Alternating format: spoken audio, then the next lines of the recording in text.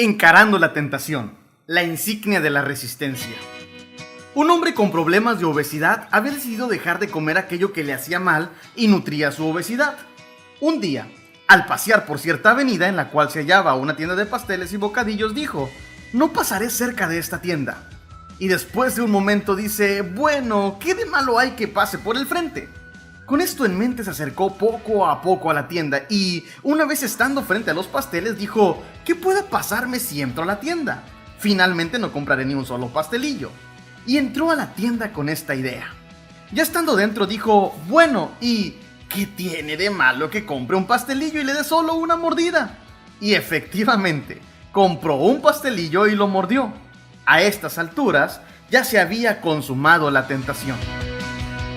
El cristiano maduro es un individuo que es paciente en las pruebas.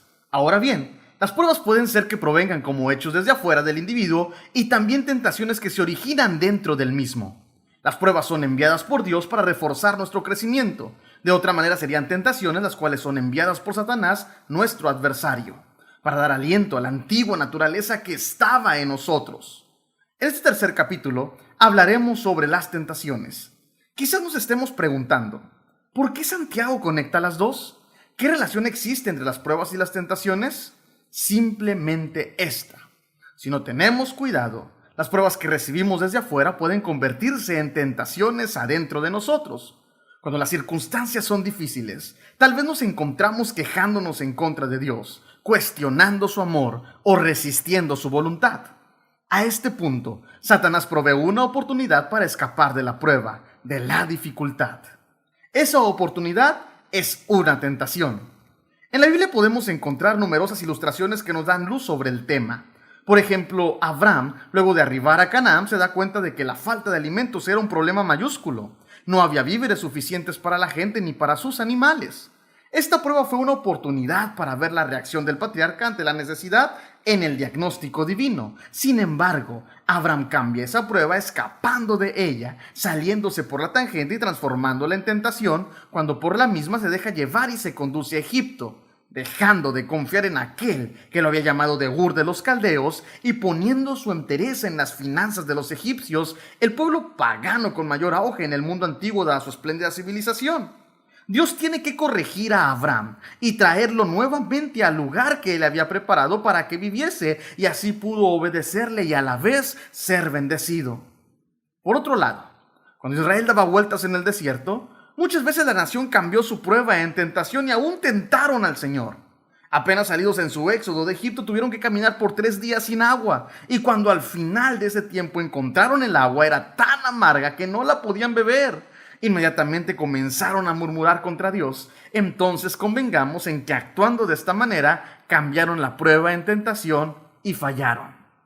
Llevando ambas historias a un plano comprensible para la generación del siglo XXI, diríamos que la tentación es copiar en el examen de matemáticas cuando se presenta esta agradable oportunidad. No es malo el examen, esto sería la prueba. Lo negativo está salirse de la prueba o esquivarla a nuestra manera, lo cual sería la tentación. La tentación, entonces, es aquella puerta que se abre en la prueba para no enfrentarla. Además, por lo regular, siempre es deleitosa y, reitero, agradable a la percepción humana. Es un axioma irrefutable. Dios no quiere que cedamos a la tentación, pero tampoco puede evitar que pasemos por esta experiencia. Recuerda, mi amigo, que nosotros no somos el pueblo inmune de Dios, sino el pueblo esparcido por Dios, según Santiago 1:1. Así que, si vamos a madurar, debemos enfrentar las dificultades de la tentación. Ahora, el problema no está en ser tentados, sino en caer en la tentación, lo cual es muy diferente. Por ello, el maestro enseñaba a orar diciendo: "Y no nos dejes caer en tentación, mas líbranos del mal en el Padre nuestro". Entonces, para obtener victoria en este plano, debemos examinar 3 hechos importantes que Santiago atrae a nuestra consideración. Primero, el apóstol nos llama a considerar el juicio de Dios sobre la tentación. En segundo lugar, nos apela a la bondad de Dios. Y como tercer lugar, nos llama a la atención hacia la naturaleza divina que mora en nosotros. Observemos detenidamente cada uno de ellos y así tomaremos la fuerza vital en nuestro corazón para enfrentar la tentación de manera sabia y salir victoriosos. Considere el juicio de Dios. Cuando alguno es tentado, no diga que fue tentado de parte de Dios, porque Dios no puede ser tentado por el mal, ni Él tienta a nadie, sino que cada uno es tentado cuando de su propia concupiscencia es atraído y seducido. Entonces la concupiscencia, después que ha concebido, da a luz el pecado, y el pecado, siendo consumado, da a luz la muerte. Amados míos, no erréis. Santiago 1:13 al 16. La tentación es la oportunidad de hacer algo bueno de una mala manera, fuera de la voluntad del Creador. No está mal comer, pero si uno considera robar para comer, uno está tentado. Pensamos que el pecado es un acto. No obstante, Dios lo ve como un proceso. Adán en el huerto del Edén cometió un acto de pecado, sin embargo, él mismo trajo más pecado, muerte y juicio a toda la raza humana.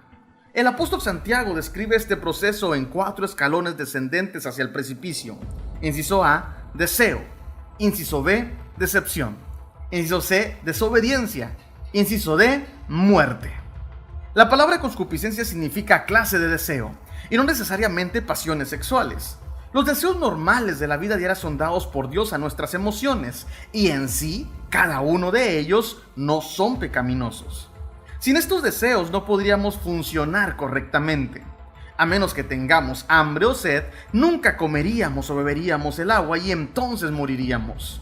Sin la fatiga, el cuerpo nunca descansaría y un día se terminaría por completo rápidamente.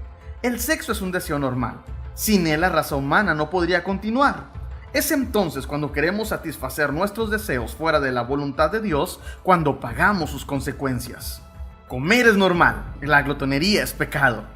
Ser un haragán ya sería transgredir la ley del omnipotente. En cuanto a las relaciones sexogenitales, la Biblia explica: honroso sea en todos el matrimonio y el lecho sin mancilla, pero a los fornicarios y adúlteros juzgará Dios. Hebreos 13:4. Algunas personas, en su afán de ser espirituales, se niegan a sí mismas estos deseos normales y tratan de suprimirlos, pero al querer hacerlo los convierte a ellos inhumanos. Estos deseos de la vida pueden ser comparados con el vapor de una locomotora, la cual hace que toda la estructura avance. Usted podrá cerrar el paso del vapor y entonces la máquina ya no puede caminar. Si permite que el vapor se esfume por cualquier dirección y no por el lugar indicado, a los pocos segundos toda la caldera explotará y vendrá toda una mayúscula destrucción. El secreto entonces está en un control constante de nuestros deseos. Estos deseos, que son naturales en nuestro cuerpo, pueden ser controlados. Ellos deberán ser nuestros sirvientes y no nuestros amos. Y ello lo podemos lograr con la ayuda de Jesucristo. De esta premisa es que el vocablo dominio propio adquiere un significado potencial en nuestras vidas. ¿Qué tan familiarizado está con su dominio propio? Su respuesta honesta evidencia el grado de su madurez espiritual. Proverbios 16:32 nos acentúa que es mejor el hombre que se enseñorea de su espíritu.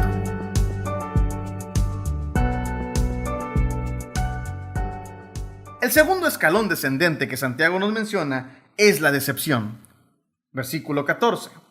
Ninguna tentación será perceptible como algo feo o terrible. Más bien, siempre se presentará como algo bueno y llamativo. Santiago nos plantea 2 ilustraciones tomadas del deporte para marcar este punto. La palabra atraído es el idioma original, el vocablo utilizado para preparar una trampa. Y la palabra seducido es como poner una carnada en el lenguaje general, para poder pescar.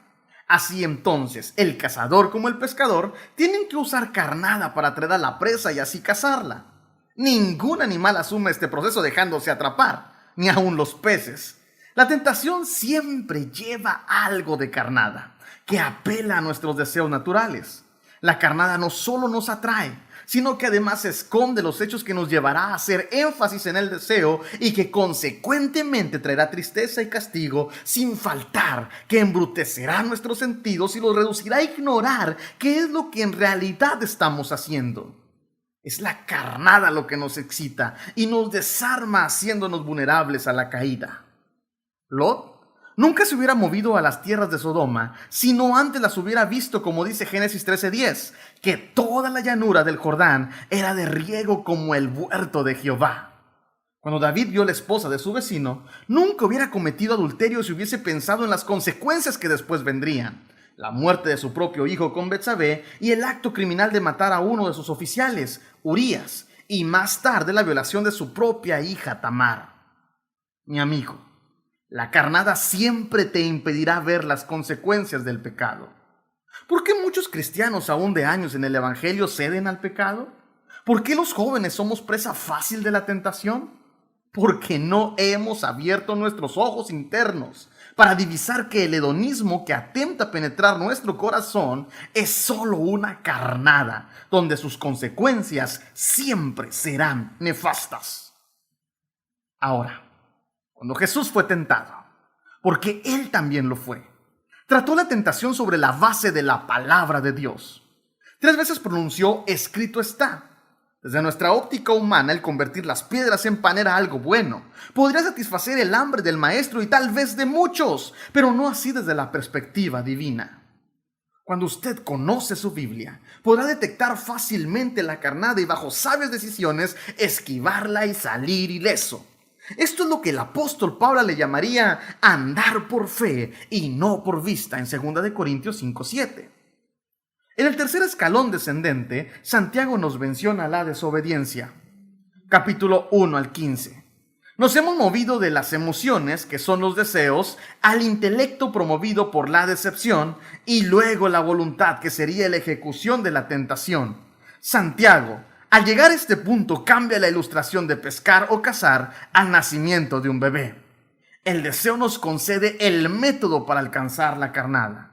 La voluntad aprueba el acto. Y allí nace el pecado. Creamos en él o no, sigue siendo pecado y ahora solo espera madurar. Amigo, la vida cristiana depende de nuestra voluntad, no de nuestros sentimientos. Vivimos una época donde es común escuchar cristianos decir: hoy no tengo ganas de leer la Biblia. No me sentí con deseo de ir este domingo a la congregación. Los niños operan su base sobre los sentimientos, mientras que las personas adultas operan en base a su voluntad.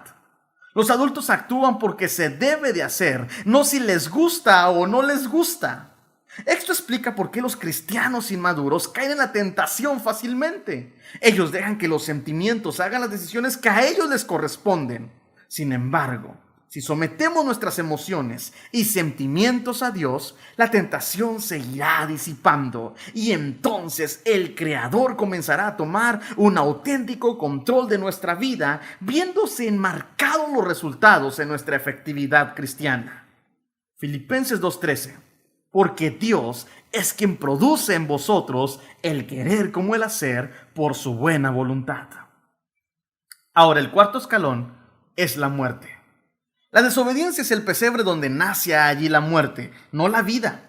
Quizás lleve tiempo para un pecador llegar a su destino, pero este siempre será nefasto e inevitable, ya que fue este el sendero que optó. Si la humanidad pudiera ver más allá del materialismo tangible que nos anega, no caeríamos fácilmente en los lazos placenteros pero destructibles de la tentación. Los 4 pasos descendentes hacia el pecado se localizan perfectamente ilustrados en el primer pecado que las Sagradas Escrituras nos relatan desde el huerto del Edén. La serpiente, siendo realmente astuta, usó el deseo para seducir e interesar a Eva. Ella lo vio. Y nótese que hasta aquí ella aún no había pecado, pero siguió avanzando. Pablo dice en 2 Corintios 11:13: pero temo de que como la serpiente con su astucia engañó a Eva, vuestros sentidos sean de alguna manera extraviados de la sincera fidelidad a Cristo. Satanás usa la decepción y trata de producirla en todo cristiano para extraviar sus sentidos espirituales y así en el acto de la tentación olvidar los mandamientos y promesas que el Todopoderoso nos ha dado. Eva compartió con Adán, el cual pecó y allí murió espiritualmente. Luego, la muerte física para toda la raza humana. La persona que muere sin Cristo es partícipe de esta condena, adquiriendo la muerte eterna y la condenación, siendo expuestos al lago de fuego. Consideremos tal consecuencia y quitemos nuestra vista de la carnada.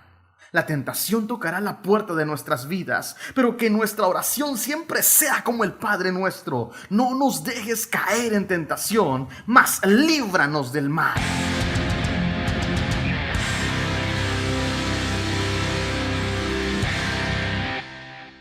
Reflexiones sobre la bondad de Dios. Amigo, en el primer punto apreciamos considerar el juicio del Omnipotente. Y ahora descubriremos un segundo motivo para no caer en la tentación: su bondad. Nuestro adversario tiende a sugestionar la bondad del Creador. Le postuló a Eva que si Dios le amaba, le permitiría ser como él comiendo del fruto. Le profesó a Jesús que si su padre le amaba, entonces ¿por qué tendría hambre? Y es que la bondad de Dios es la barrera más grande en contra de la tentación. Sabemos que Dios es bueno, y este es un axioma irrefutable. No necesitamos a nadie más que pueda suplir lo que necesitamos. Cuando comenzamos a dudar de su bondad, es entonces que a la par iniciamos a ser vulnerables para ser atraídos a la carnada de Satanás, siendo nuestros deseos naturales dominados al alcanzar lo que nuestro adversario se ha propuesto. Moisés, siendo un gran líder, advirtió a la nación que nunca olvidara la bondad de Dios, cuando gozasen de los manjares y delicias de la tierra que recibirían por heredad, en Deuteronomio 6, 10 al 15. Es vital esta misma advertencia. Tal vez si lo consideramos, Dios, quien es grande, puede llenarnos de sus delicias en todas las índoles. Pero nuestro corazón quizás no esté preparado. Si somos niños espirituales, caeríamos rápidamente en la tentación. Consideremos su bondad en todo tiempo. David le decía a su alma como advertencia a sí mismo: y no olvides ninguno de sus beneficios. Salmo 103, 2. Santiago nos presenta 4 aspectos acerca de la bondad de Dios. En primera instancia, el autor nos convence a reflexionar: toda dádiva proviene de Dios. Todo lo que observamos y sea bueno proviene de Él. Y si algo no proviene de Él, entonces no es bueno. De allí deducimos observar que todo de Él es bueno, aunque no lo veamos inmediatamente. El aguijón de Pablo en la carne le fue dado por Dios, y aunque parezca extraño, era una bendición en 2 Corintios 12, 1 al 10. Ahora, el segundo aspecto es la manera de dar, la cual también es buena. Cuando Dios da algo, ello resulta ser una bendición, lo cual producirá paciencia, amor, gozo o cualquier otro elemento vital cristiano que nos haga falta para parecernos más a su imagen, pues somos considerados sus hijos. En tercera instancia, observamos que lo que Él nos da, nos lo proporciona de manera constante.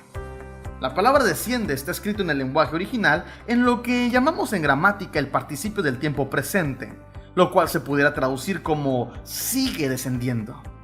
Dios no nos da ocasionalmente, sino que siempre está dando, aun cuando no sean perceptibles a nuestra naturaleza sus dones, bendiciones y regalos. Y en cuarto lugar, Dios no cambia, es inmutable, en el cual no hay mudanza ni sombra de variación. Dios no cambia por peor porque es santo, no puede cambiar a mejor porque ya es perfecto. Un buen ejemplo sería ver la oscilación de la Tierra con relación al Sol. La Tierra puede cambiar de posición, pero el Sol en sí sigue siendo el mismo desde hace miles de años. Si hay sombras en la vida, el Padre no las ha causado. Él no cambia, sino que nosotros nos hemos movido de posición. Nunca dudemos de su benevolencia o amor cuando nos encontremos en dificultades o al afrontar tentaciones. La primera barrera contra la tentación es una negativa, el juicio de Dios. La segunda, una positiva, la bondad de Dios. El temor de Dios es una actividad sana, pero el amor por Él debe balancear nuestro temor. Debemos obedecerle no porque nos castigaría, aunque eso sería la consecuencia, la desobediencia, sino por el amor que nos da, por su generosidad y su constante misericordia. Fue esta actitud positiva la que ayudó a José a no pecar cuando fue tentado por la esposa de su jefe, en Génesis 39, 7 al 8. José reconocía que todas las bendiciones de su posición provenían del trono divino del Creador. Los regalos de Dios son mejores que las baratijas de Satanás. Satanás nunca te dará algo, porque él no tiene nada que ofrecer, y al final uno terminará pagando por cada cosa que te ofrezca. Es solo la bendición de Dios la que enriquece y no añade tristeza con ella. Proverbios 10:22.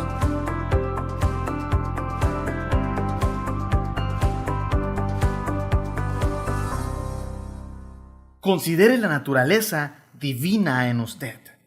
En la primera barrera Dios te dice, mira hacia adelante y ve mi juicio. En la segunda barrera mira alrededor y ve que he sido bueno contigo. Y ahora el tercer muro, mira dentro de tu corazón y ve que has nacido de nuevo y comienza a desarrollar tu naturaleza divina. La escena del nacimiento es usada como un cuadro para clarificar cómo el deseo pecaminoso se engendra madurando al esclavizar la voluntad y posteriormente arrastrando a su víctima a la muerte. Esta vez, también es usada para explicar el gozo y la victoria sobre la cual la tentación y el pecado son aplastados. Todo inicia con un origen. El apóstol Juan utiliza una máxima similar en 1 de Juan 3:9, donde la semilla se refiere a la vida espiritual dentro de la naturaleza que existe en el creyente. Analicemos las características de este nacimiento positivo. Primero, es divino. Nicodemo pensó que tenía que volver al vientre de su madre para nacer de nuevo. Estaba totalmente errado. Este nuevo nacimiento no es de la carne, es de arriba. Es en definitiva el actuar de Dios. Así como no estuvo en nuestra capacidad generar nuestro propio nacimiento humano, tampoco nos toca generar nuestro nacimiento espiritual. Sin embargo, cuando depositamos nuestra fe en Cristo Jesús, el autor de nuestra salvación, Dios hace este milagro.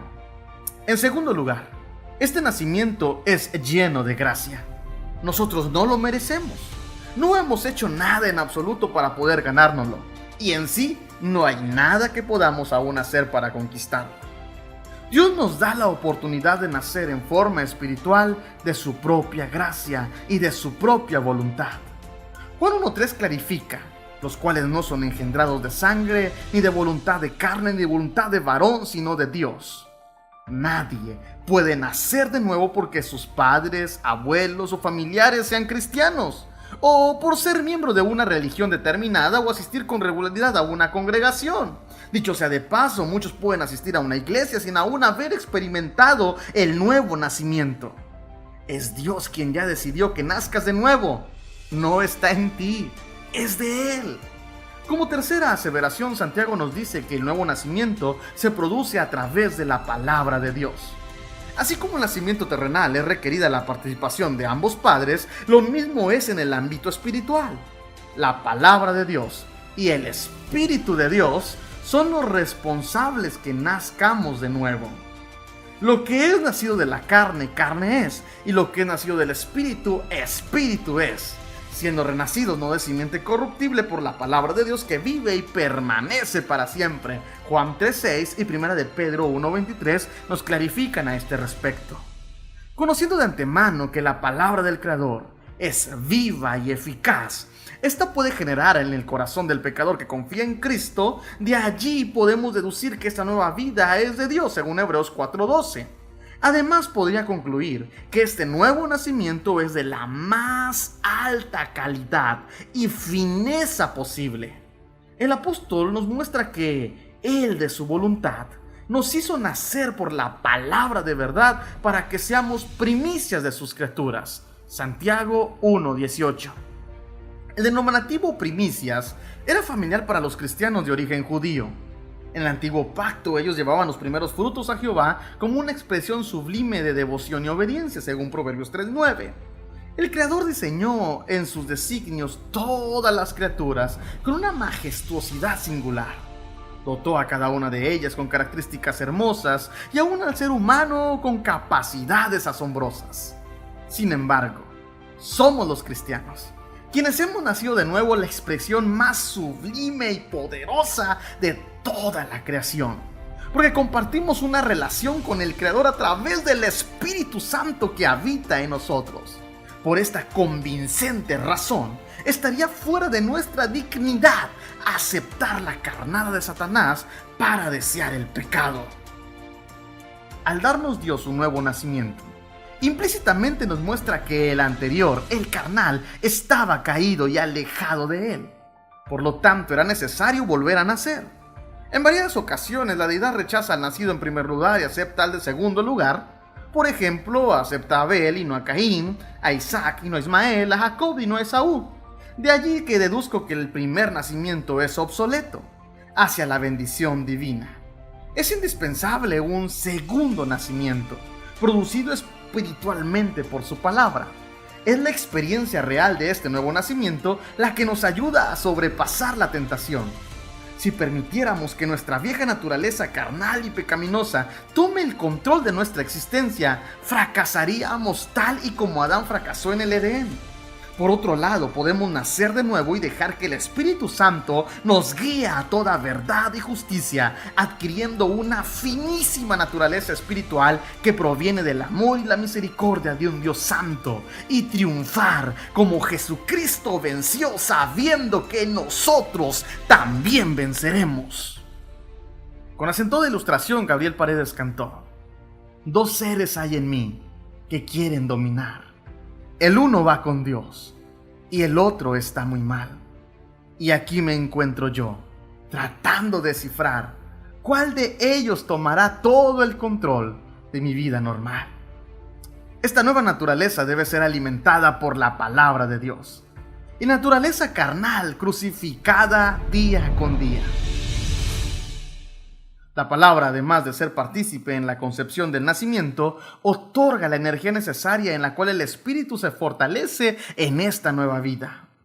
En Mateo 4:4, el Verbo Jesucristo nos revela una poderosa verdad. El hombre no vivirá de pan solamente, sino de cada palabra que sale de la boca de Dios. Recordemos, no importa cuántas excusas tengas para justificar el pecar, no podemos echarle la culpa a Dios de nuestros errores. Es nuestro deseo pecaminoso intrínseco en la naturaleza terrenal el que nos seduce, tentándonos hacia las garras despiadadas del pecado. Para lo cual, Dios te ha armado con estas tres barreras para impedir que peques. Si quebrantas estas fortalezas, te encontrarás vulnerable y desprotegido. Velad y orad para no caer en tentación. Creo que una evidencia tangible de la madurez espiritual es esta: la marca de la resistencia. Si has conducido un automóvil, sabrás que un pequeño descuido al andar en carretera puede traer consecuencias trágicas y nefastas para todos los pasajeros. Dios advertía a Josué cuando decía: no te apartes de ella ni a derecha ni a izquierda, para que seas prosperado en todas las cosas que emprendieres. Josué 1:7. El sabio Salomón acentuó al decir: tus ojos miren lo recto y diríjanse tus párpados hacia lo que tienes delante. Examina la senda de tus pies y todos tus caminos sean rectos. No te desvíes a la derecha ni a la izquierda. Aparta tu pie del mal. Proverbios 4:25-27. La Biblia es el mejor sistema de GPS para nuestro andar en la vida cristiana. Cuando nos permitimos ser guiados por ella, no resbalaremos y por el contrario, llegaremos sanos y salvos a nuestro destino, la vida eterna. Para reflexionar, ¿a quién o a quién les estoy imputando la culpa de mis pecados y errores? ¿Con qué cosas aún batallo que no me permiten avanzar? ¿Qué importancia tiene para mí el concepto de dominio propio? Versículo a discusión. Primera de Pedro 2:11. Amados, yo os ruego como a extranjeros y peregrinos que os abstengáis de los deseos carnales que batallan contra el alma. Frase para pensar. La vida cristiana depende de nuestra voluntad, no de nuestros sentimientos. Hasta que lo aprendamos, estaremos armados frente a la tentación y entonces venceremos. Que el Señor te bendiga. Gracias por escucharme. Un gusto estar frente a ti en nuestra siguiente insignia. Soy Claudio Kazuki Rodríguez. Muchas bendiciones. El libro Insignias de la Madurez Cristiana con ISBN Internacional 9781506503-813 del autor Claudio Kazuki Rodríguez está disponible en todas las plataformas digitales, en Amazon, Play Store de Google Books para dispositivos Android, App Store de dispositivos iOS, así como el podcast en Apple Podcasts, Spotify y Gresser. Adquiérelo en tu librería digital favorita. Todos los derechos están registrados y queda prohibida su reproducción total o parcial del contenido expuesto. Además, puedes participar en recursos didácticos sobre el libro desde el Patreon de Soy Luz Radio, Ingresa a www.patreon.com/soyluzradio y participa.